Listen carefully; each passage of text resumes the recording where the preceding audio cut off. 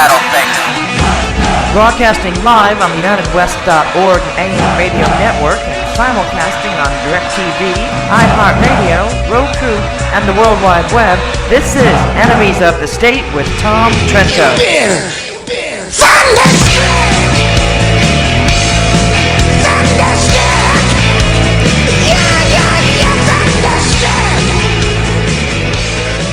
I like that opening. I got an email the other day, guys. We started one of the shows without that opening.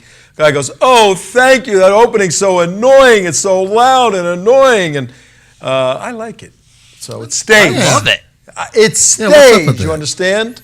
It jacks us up. It gets us ready to go. Gets us going. You know. Yeah.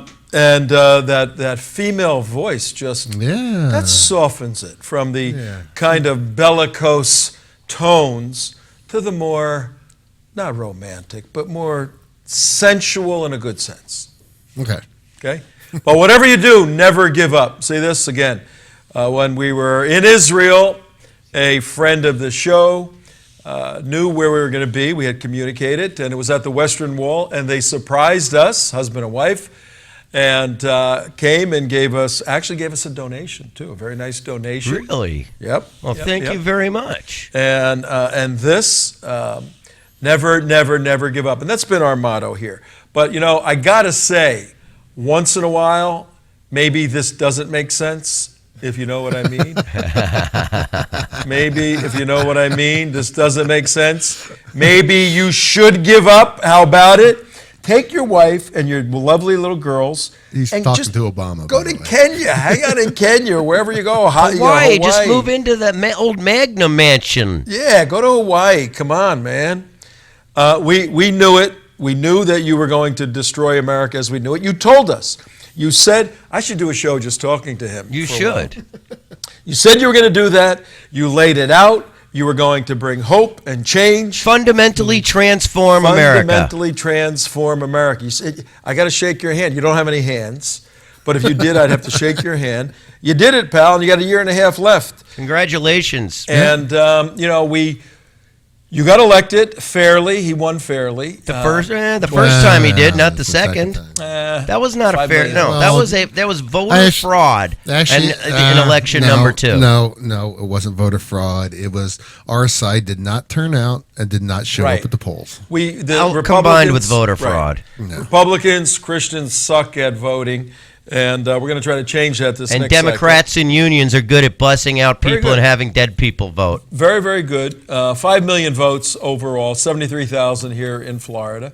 And the way this country works, you get a chance. But the framers, wise enough, the framers that built that house in Washington, D.C. that we're talking about, part 2 of our investigative report into the Muslim Brotherhood in the People's House in Washington on today's date, which is... Thursday the 9th. Thursday the 9th. We're losing track of some of these days. We have a tripartite system that's supposed to kind of check you and balance you. But, dude, you are running circles around all of them. They have given up. They have given up. Congress has given up. Yep, you did them in. The ends off that thing. I got an idea. We need him to negotiate with, Iranians over nuclear issues. Yeah, that's a great idea. Yeah. Well, you know what? He's done a good job because you see how happy they are and you see how they get everything they've asked for. Good job, pal. You have, Barack Obama, you have done a fabulous job negotiating on behalf of the Iranians. On behalf of the Iranians. Here at the United West, Tom Trento, your host, 10 minutes after the hour, 10 minutes after 4 o'clock if you're listening on the east coast of Florida. And if you've noticed, the country's divided into how many time zones? 4, like shekels to the dollar. Is it 4? 4.5, if you really get technical about it. What are the 4? I thought there were 3. What the heck are you talking about? Eastern, Central, Pacific, Mountain, Pacific. 4. What's the 4.5?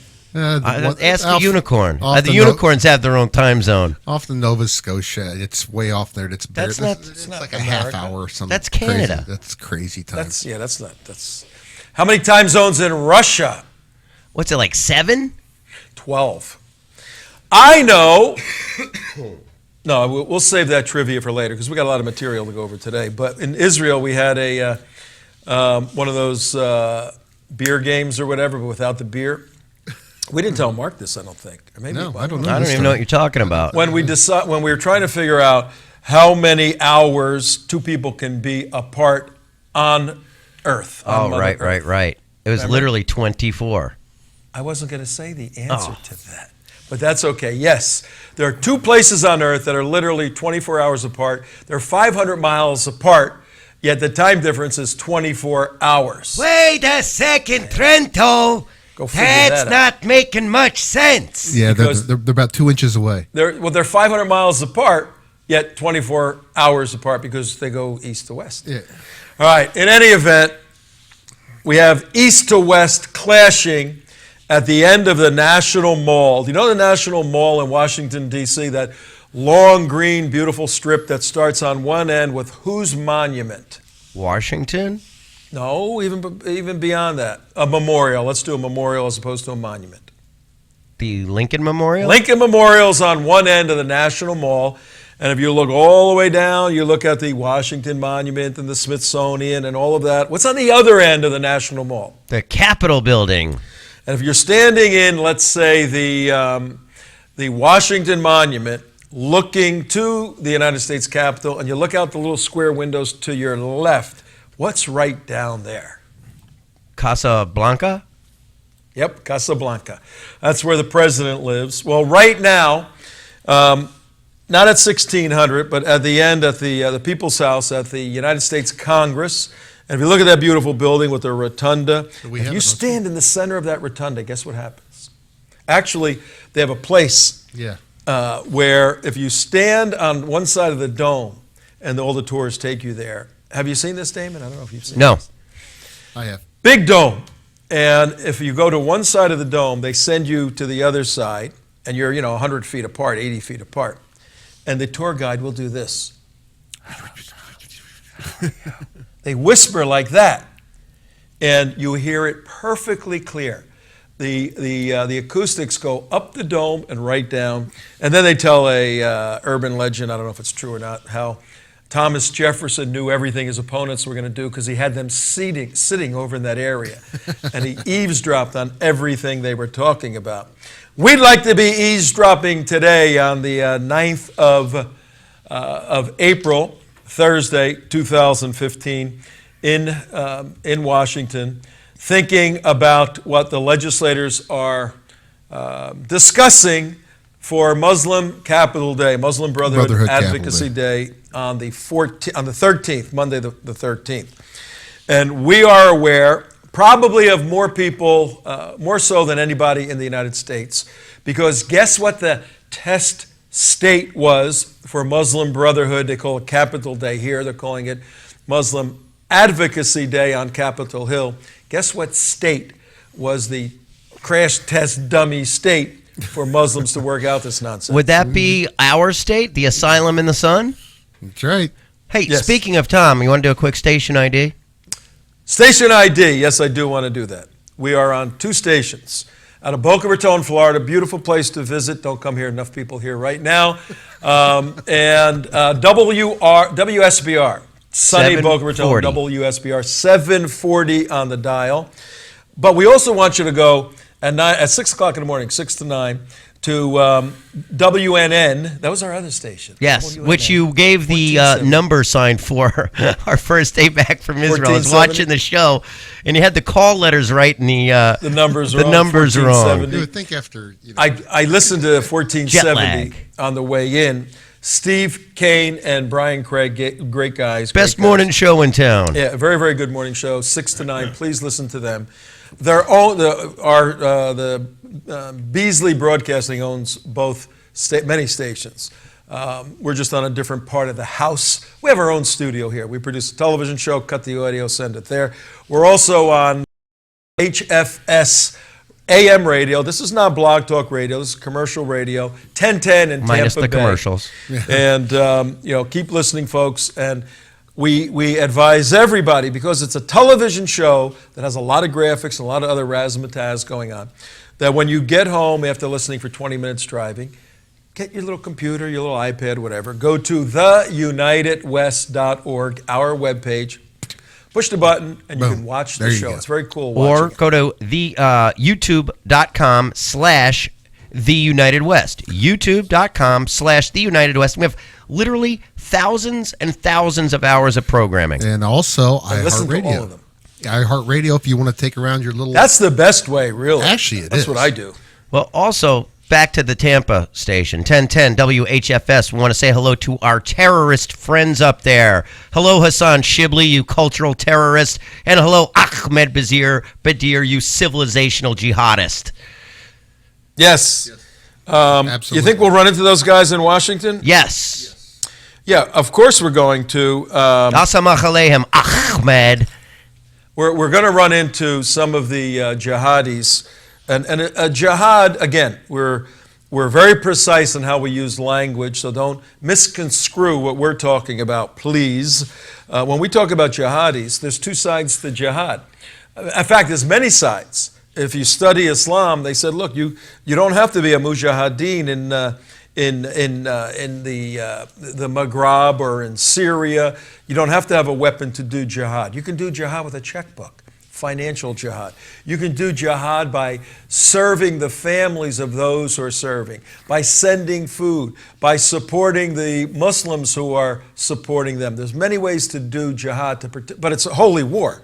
It's not losing 5 pounds because you got a little plump over Passover. I heard it was getting your kids Over to Passover. school on time. The what? I heard it was getting your kids to school on time. Yeah, and so when we talk about jihad here in the United States and call Hassan Shibli, the executive director of CAIR Florida, a jihadi, we mean that he has in his mind that Islam, and he at the forefront in Florida, is at the front of a holy war. You cannot separate, bifurcate, dissect, pull out the religious component and the political component like Zuhdi Jasser, Muslim Zuhdi Jasser wants to do. He wants to take this book, right, Cheer, show you these later, wants to take this book and say, well, this is the political Quran stuff, I'll rip it out, and this is the only stuff we follow, all the kind of lovey-dovey stuff and love your neighbor and all of that. Here's the Quran. This is Islam. If you rip all these pages out, is it the same book anymore? No. No, that's why he has 42 followers. Zuhdi has no followers, maybe a couple of people. And we love the guy. I really do like the guy. I like him a lot.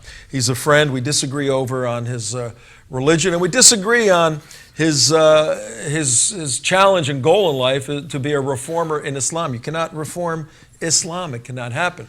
But now, but this guy here, you mentioned earlier, Hassan Shibli, yeah. He is, in my book, he is a terrorist, and I don't even make a distinction. To Not culture. your book. He's a cultural terrorist. Well, no, for sure. he provides aid and support to the enemy, and if you support Nazism, you send money to Nazism, and you promote Nazism, you're a Nazi. I'm sorry. And you know what? We have made this point very, very clearly, but we have new viewers and listeners every single day coming in. And our title for this 5-part series, part 2 today, Muslim Terrorist Lobby, the 114th Congress. Point we're making is that CAIR, that organization, Council on American Islamic Relations, that they have been considered unindicted co-conspirators by our own federal government. They are considered right now by President Obama and Attorney General Holder as unindicted co-conspirators in funding Hamas to kill Jews. The purpose of Hamas is to kill Jews. Okay, that's what it's all about. Israel exists and continue to exist till Islam will obliterate it. That's their constitution. And our government has said CAIR has supported Hamas in their efforts to kill Jews to such an extent that we're not going to indict them right now because then they get due process. They're unindicted co-conspirators. They're so mobbed up with Hamas that we're going to keep our eye on them. We're going to watch them. We're going to watch them carefully. And the head guy in CAIR is who? What's his name again? Nihad Awad. Nihad Awad. He's the director of CAIR. And today he's preparing to go to, his office is right across the street from the United States Capitol. He's going to walk or maybe he'll have his limo, or a camel. Does he ride a camel in Washington? He does not ride a camel. Doesn't ride a camel. We almost rode camels in Jericho. We were in the West Bank in Jericho. That was Yes, a pretty we interesting were. experience. But Nihad Awad is going to walk over next Monday, the 13th, and participate in lobbying, and that's what our show is about today. Yesterday we asked the question, who is the U.S. Council on Muslim Organizations and why are they terrorists? And we laid out some of that information. We're going to lay out a little bit more today. Today's show is, what do these guys want? Here, right on the graphic on your screen, this is the U.S. Council on Muslim Organizations, made up of about 10 or 12 various Muslim Brotherhood groups. Why are they going to Washington? What is their objective? What is their stated objective? What is their ulterior motive? We're going to lay that out. But back to Nihad Awad walking to the U.S. Congress next Monday on the 13th.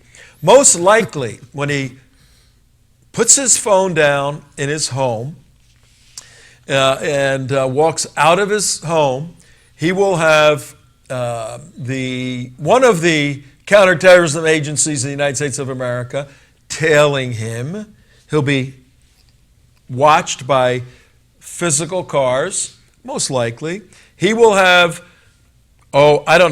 spinning things above his head, little drones flying above his head, keeping track of him. He will have the NSA so far up his butt that, it's going to come out his eyes or something, at least according to documentation that we're going to present.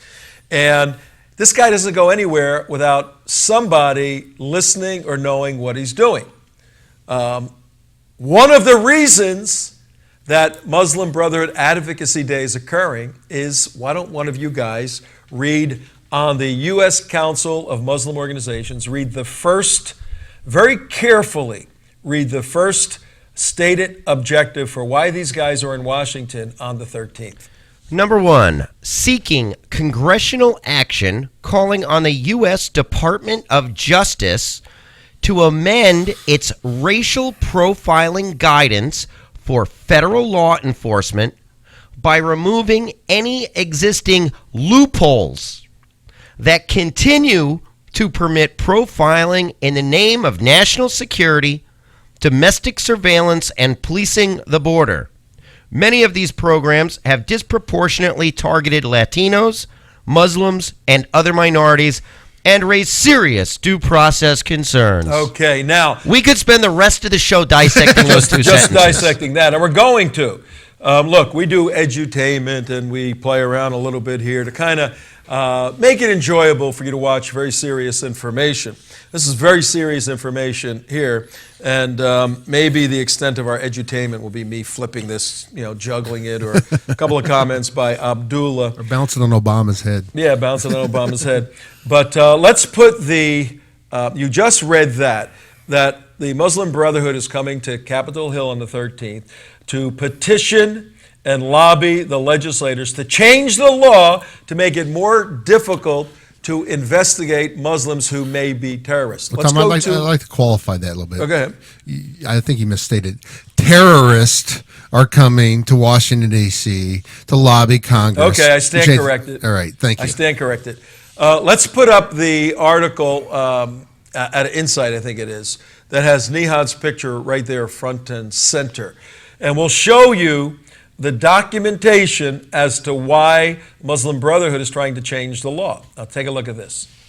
Should I go over to the Wall of the West? I believe this is the one that you just sent right before we came up. Yes. Okay. Yeah. Magic. Yeah, go to the Wall of the West and I'll flip it. Yep, I'll flip it. Okay. Oh, this done good yet? Okay.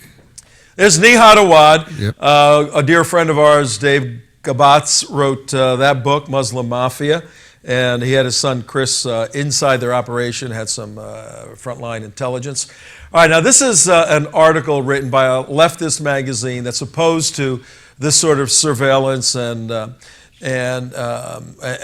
watching of potential terrorists or actual terrorists by our national security infrastructure. When I use those terms, we have about 32 various agencies, from the Coast Guard, who has counterterrorism elements to it, to special forces and all 5 branches, to air assets, to the JTTF, Joint Terrorism Task Force, to even state organizations. The New York Police Department, a local entity just for the city of New York, had one of the best counterterrorism organizations in the country up until a couple of years ago when they got emasculated by some of what their Muslims are trying to do in Washington. When I use infrastructure, I'm referring to all these various agencies that now work together. I have met with these folks in different states, and Florida in particular, as to how they function and how they have various command posts, 7 command posts in the state of Florida. And the whole idea, because we have 19 million people, is when something occurs down in this geographic region that has some sort of terrorism metric, it goes into a database shared with everybody statewide.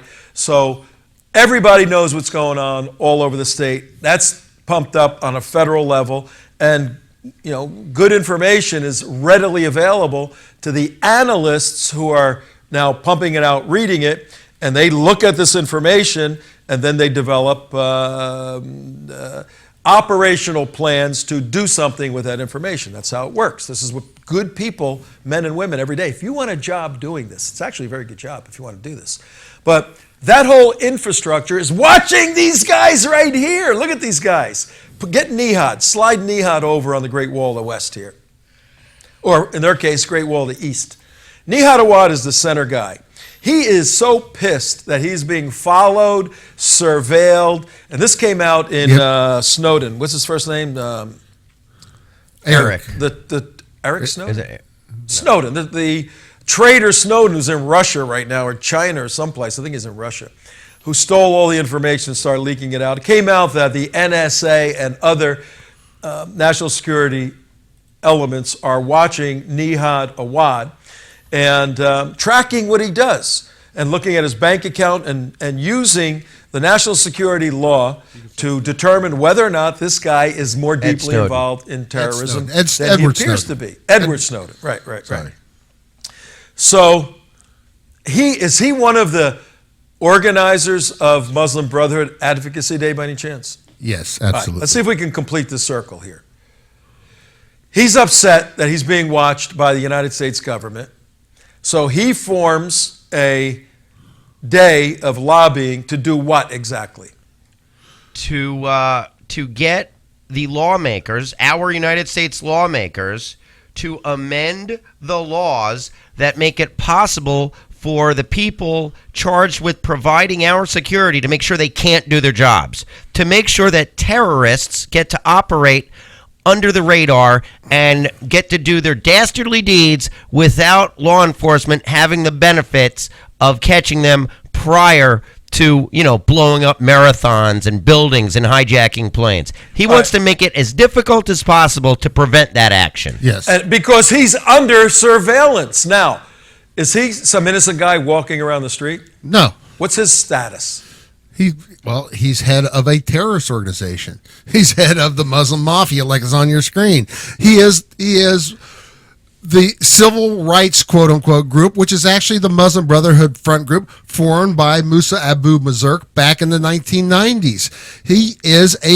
This whole organization is a terrorist funding operation to raise money to support Hamas, to support Hezbollah too, and but primarily to see for the destruction of the Jewish state and the destruction of Israel. I mean, there's nothing good about this guy whatsoever. Now, our series, folks, Muslim Terrorist Lobby, 114th Congress, 5-part series, part 2 today. Our objective, our big idea is to provide information for the purpose of motivation and then action and participation by good Americans to stop this sort of nonsense professionally, properly, legally, primarily at the ballot box on the 8th of November 2016. That's where we're going with this. And we're showing you that this guy who stands now as an unindicted co-conspirator, Nihad Awad, not his real name, we'll reveal his real name at some point when necessary. Nihad Awad is an unindicted co-conspirator. He already has been identified by federal government as somebody completely mobbed up, wrapped up in terrorism. Well, analogously, if this were the Italian mafia, this guy would be the godfather. He's the godfather of all the families in the United States of America. That's the top guy. Do you think we ought to be taking a look at this guy or not? Oh, I don't know.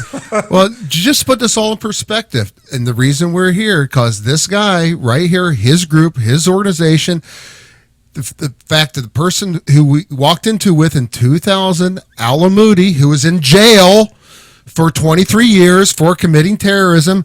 Here this is, I'm going to play you a little Al-Moody clip here real quick, just to put this all in perspective. This is what they're going to do in Capitol Hill, do the same thing they did in 2000. Check it out.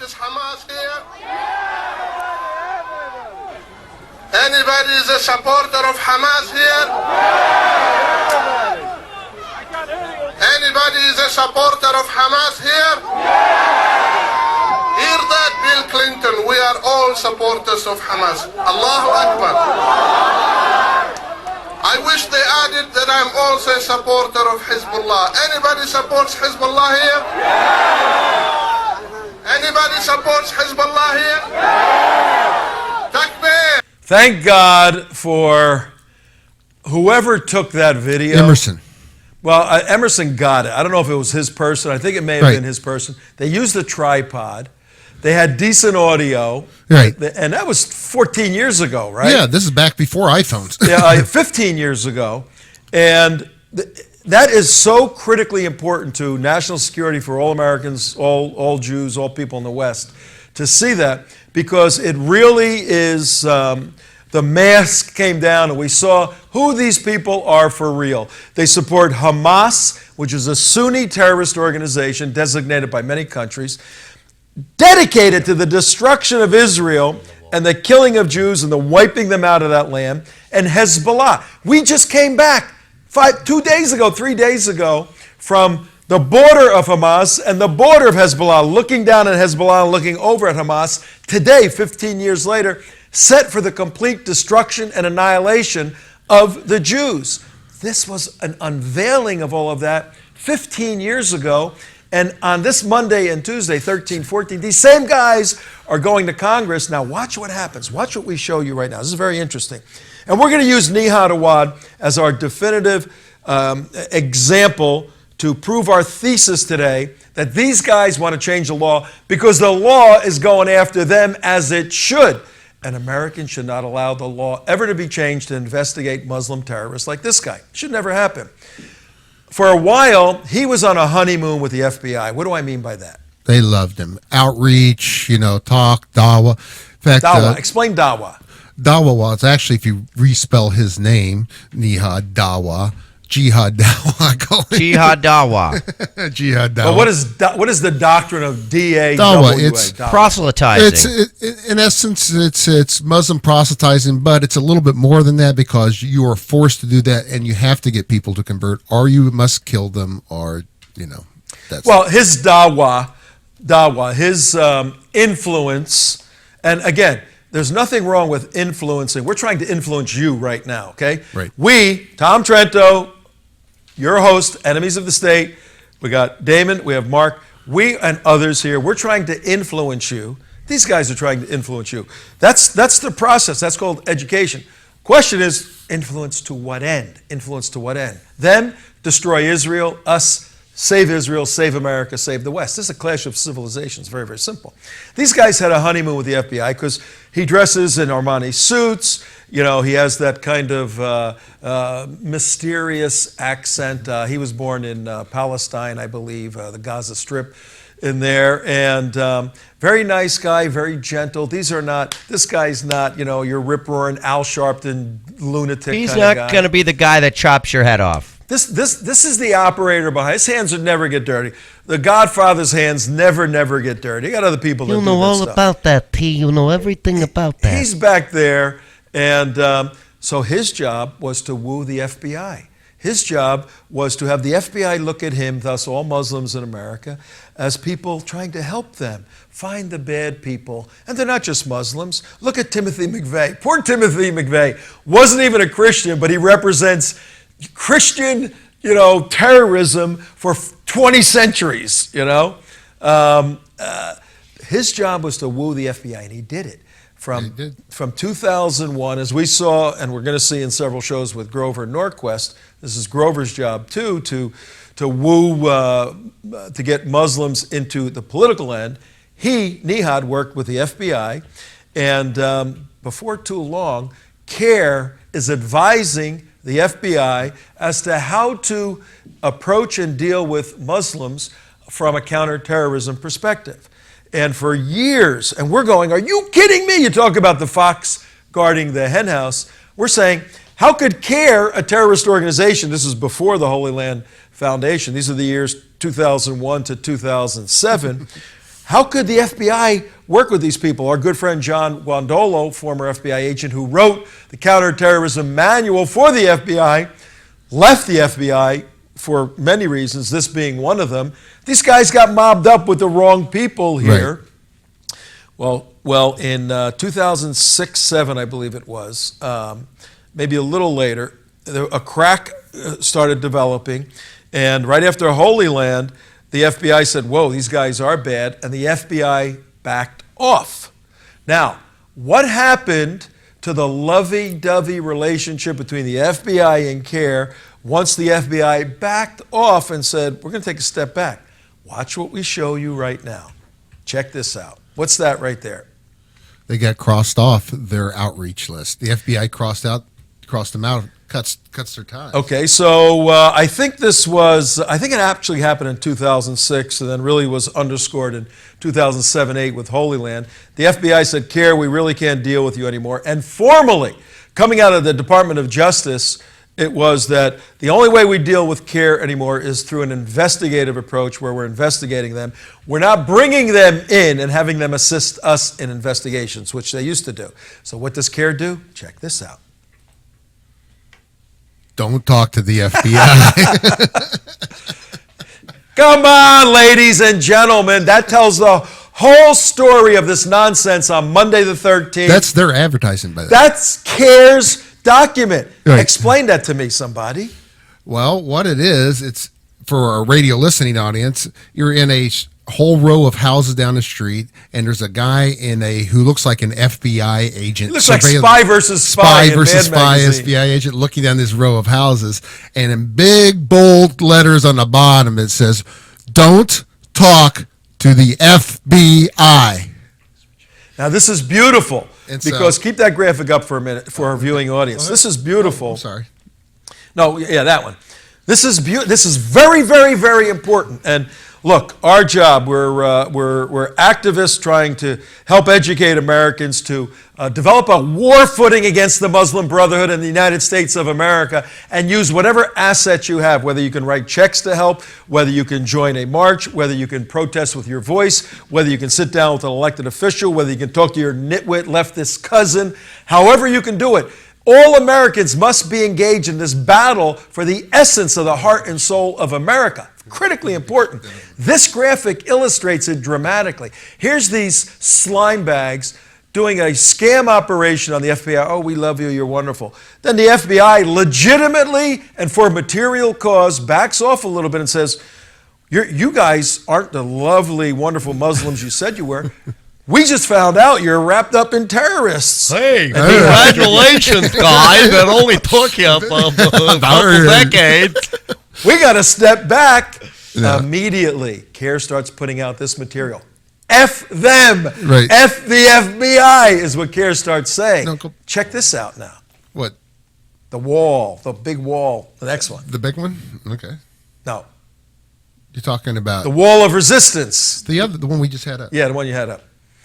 Watch this, another publication, right? Well, you just had it. You just had it.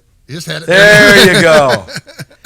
Not only don't talk to the FBI. Now think about this for a minute. Don't talk to the FBI.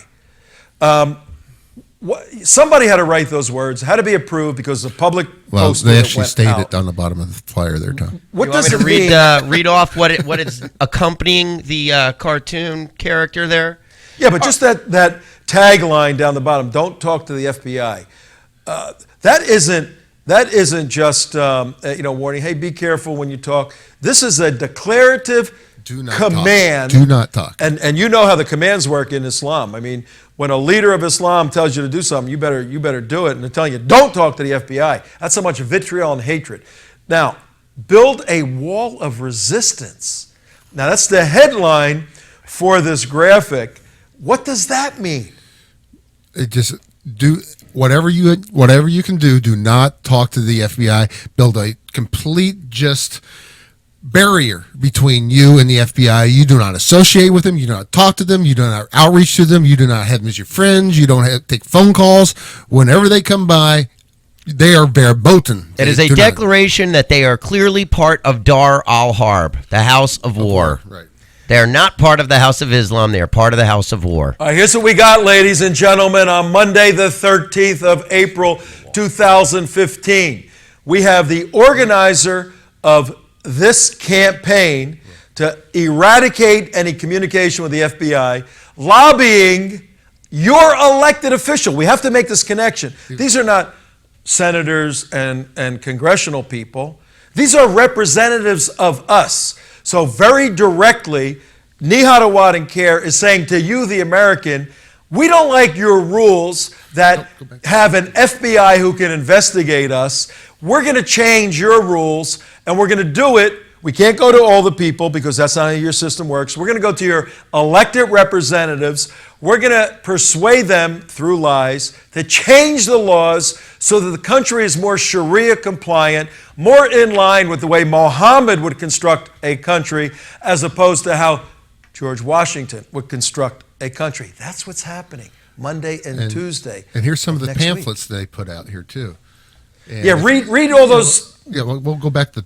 Read those things on the left. What's that pamphlet? Look at this. That pamphlet there is. This is the same organization, CAIR, having a hit campaign against the FBI. Now this is our boy Hassan Shibley's branch too, because if you look at this pamphlet, it says what to do if the FBI comes for you.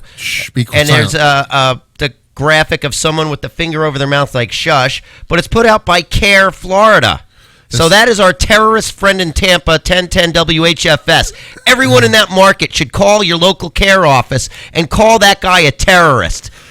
And ask him what the hell he's doing in Washington, D.C. Don't talk to the FBI. Do not. I thought, if you're supposed to be, maybe I missed the point. No, it's a good point. I know what you're going to say. Go ahead. If you're supposed to be this Muslim outreach organization trying to bring peace and solution, and you know that there's a lot of Muslim terrorists around the world, and that they may influence your organization, wouldn't you think it would be 180 opposite? You should have an open door. Hey, listen, guys, this guy looks like a bad guy. He just came in from Afghanistan, and he's preaching all kinds of hate over here, guys. You guys need to check him out. That'd be racial profiling. No, I'm talking just coming from CAIR. Calls the FBI, say, we got a bad apple here. Got a bad apple. Hey, help us out, guys, because we don't want to get a bad name. No, just the opposite of what they do.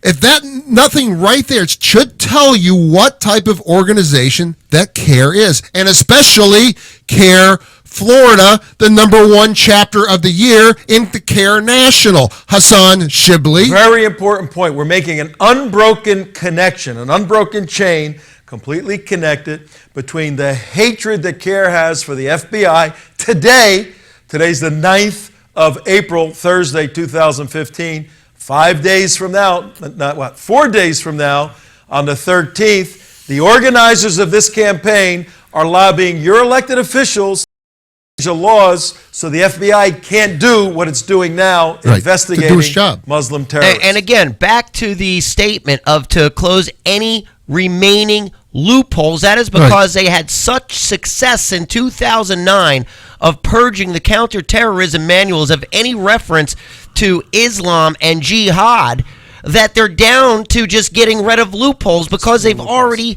neutered these counterterrorism training manuals. In our book, Sharia, the Threat for America, we have we show the devolution of the language of terrorism from 2001 to when President Obama took over in 2009.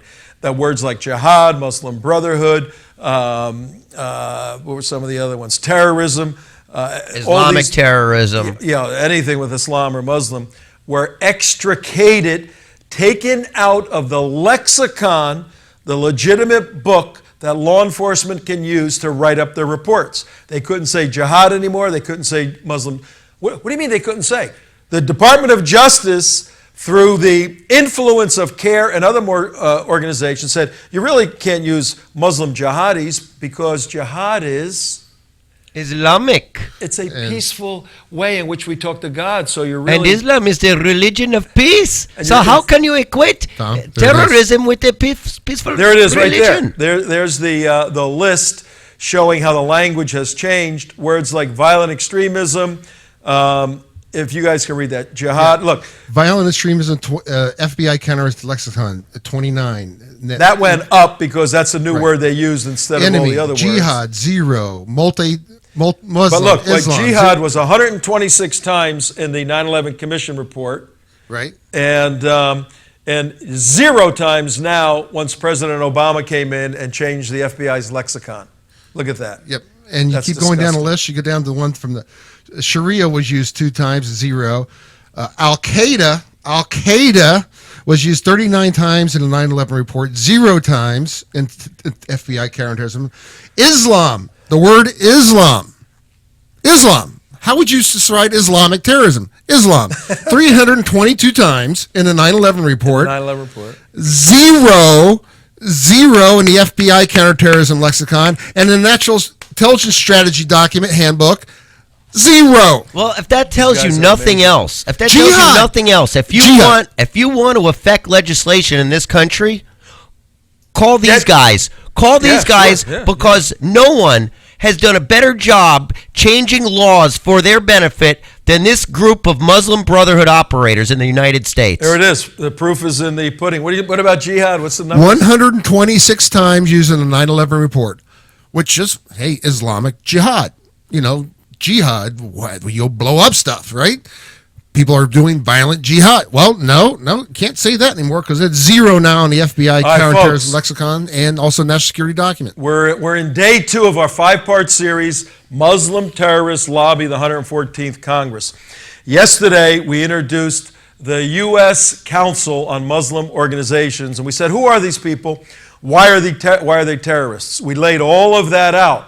Today, we're saying, what do these people want in Washington? Why are they coming from all over the United States? Why are they going into the Capitol? Why are they lobbying? Are they saying, look, we need cleaner air, or we'd like to get more funding for the United States military, or God forbid. We'd like to... No. They're saying, stop investigating us. Stop it. And in order to not make it an exclusively Muslim issue, they are very smart. They said, you're also offending Latinos and other minorities. They bring all these people, and they hate Latinos, by the way. They hate blacks, Islamic. Well, they don't hate the Latinos that are funneling them in through the Mexican border. Well, actually, they don't hate La Raza. They like La Raza. They hate the people. They like how they can use the people. Oh. And we know how Middle Eastern Muslim Brotherhood use other people just as cogs in a wheel. Hezbollah is the most perfect example of that. Hezbollah is operating throughout South America, Venezuela in particular. I even met a guy from Venezuela on our trip back who was talking about he has seen them walking through his village. Hezbollah camps in Venezuela, and they shuffle them up through Mexico. You have the Mexican drug cartels. No, we know that. It's ridiculous. The big idea, 49 minutes after right now.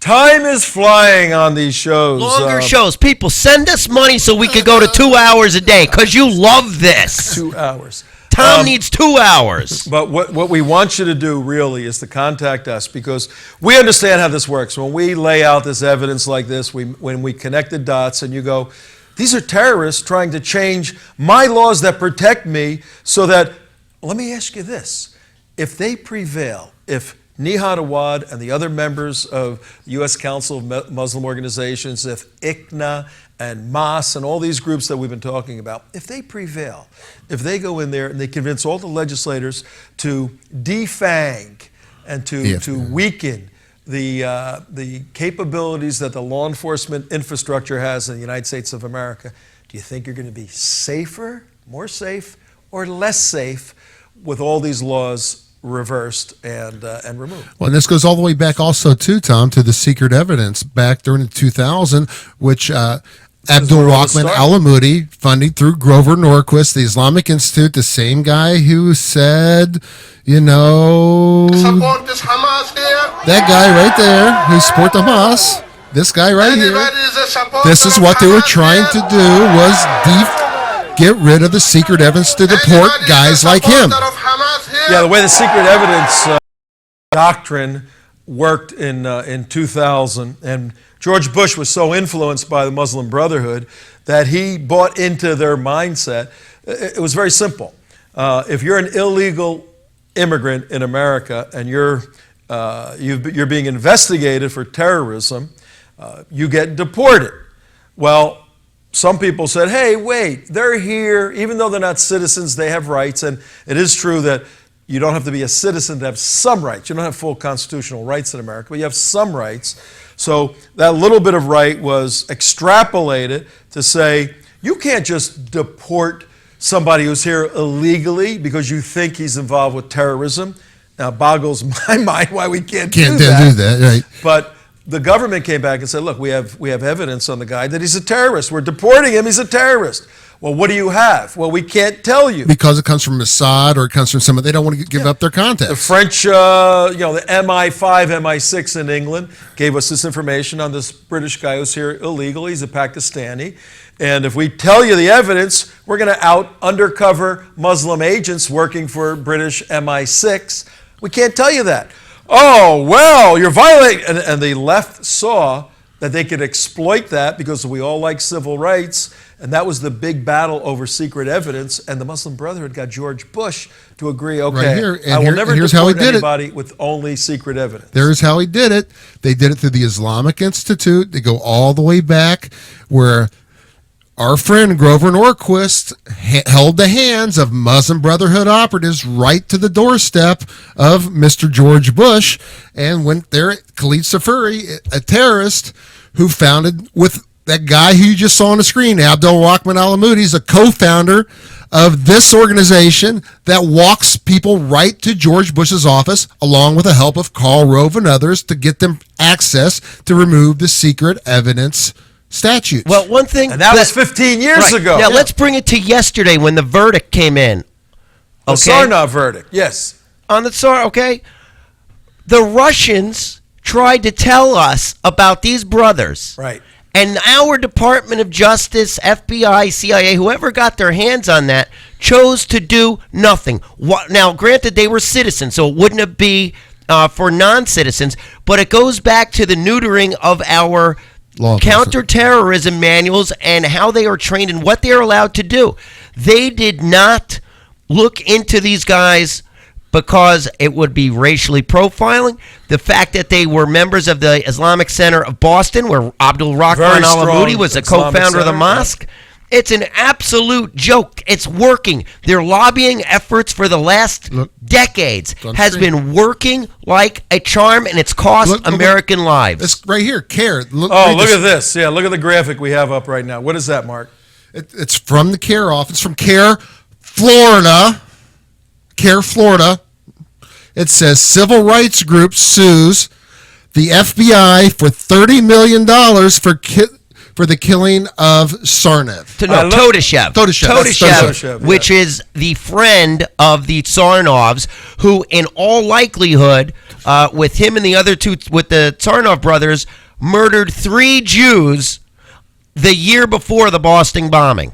Yeah, and the FBI and the Massachusetts State Police came to Florida to investigate Todashev, and that's where the incident occurred, and he pulled a knife, and they shot and killed him, and Hassan Shibli has taken up the case with the Todashev family. All of this relates to what's taking place in Washington on the 13th, folks. Absolutely. Same thing. Hassan Shibli has taken up with the family, and now this lovey-dovey FBI relationship of 4 or 5 years ago has come full circle to where CAIR Florida is participating in suing the FBI for improperly killing Todashev in this counterterrorism investigation. Even though he attacked an FBI agent. Even though he attacked it, yeah.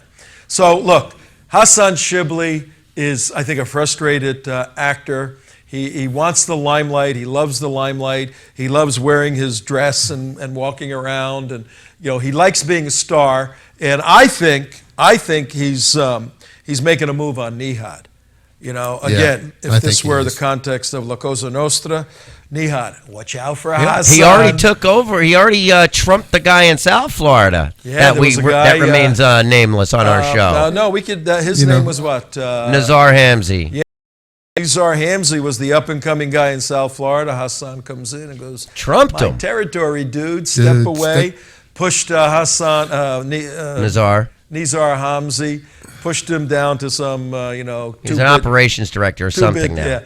Make sure this start my car for me every day, will you, Nizar? I think Hassan's going to make a move on Nihad. So He's being groomed for it. A warning to Nihad: be careful going into steak joints, okay? And make sure he comes out to meet you at the car. The whole thing. You're talking about that. You're talking about don't talk to the FBI. You're talking about going up here to the Capitol lobbying to get rid of evidence.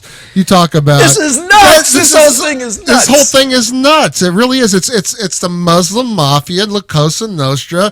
They go back to that one. It's perfect. You go back there. Shh, don't talk to the. What would you do if you're La Cosa Nostra? This is the exact same advertising campaign you'd be doing.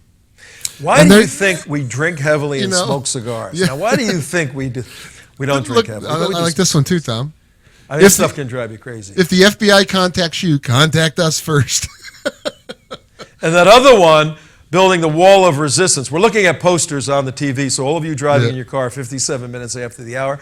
Just a couple of minutes left in part 2 of our 5-part series, Muslim Terrorists Lobby the 114th Congress. That's taking place next Monday, the 13th, and Tuesday, Palestine Day. Wait until you see the show we have for you on Palestine Day. Amazing, with Ryan Morrow.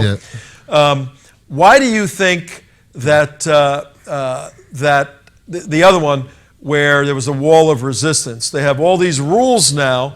They don't want people talking to the FBI because they know, CAIR knows that many of these Muslims are here illegally, or if they're not here illegally, let's say they're second generation. This is a fact, 2 million Muslims in the country. Second generation. Six. According to CAIR. 6,000,001. The leaders know that it's about 1 degree of separation before you find a bad Muslim in a Muslim family in America. Somebody, an uncle somewhere, a cousin somewhere is mobbed up in terrorism somewhere. So the FBI just has to do a little bit of research. They get this 20-year-old kid and they said, we know your uncle is doing this and we know you talk to him because here's the conversation. Right. Now, you help us or your whole family's going down. Right. They know the whole thing is dirty, so they're telling everybody, don't even start the process. Yep. Instead of saying, look, we got to clean this whole mess up. Nope. They don't want to clean the mess up. Right. And so on Monday the 13th, all these terrorists are gathering in the United States Congress, and we are going to deliver. I think this is going to be, there's probably 50 leaders. That's all we need. We're going to deliver 50 of these. Where did I put it where it doesn't disappear? Radio listening audience, Tom has the zip tie handcuffs. Here they are right here. We're going to deliver 50 to the U.S. Congress.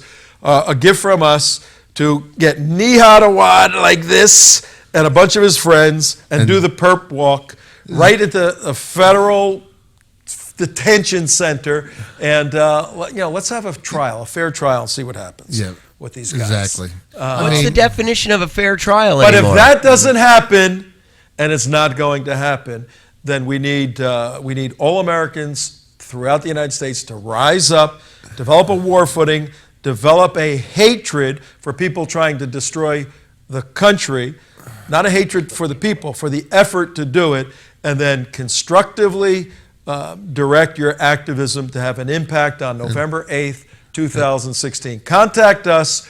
We will help you get involved in a legal, lawful, proper, professional, hardcore activism way to beat the hell out of these guys and save America, save Israel, and save the West. And stop letting terrorists into our Congress and White House, please.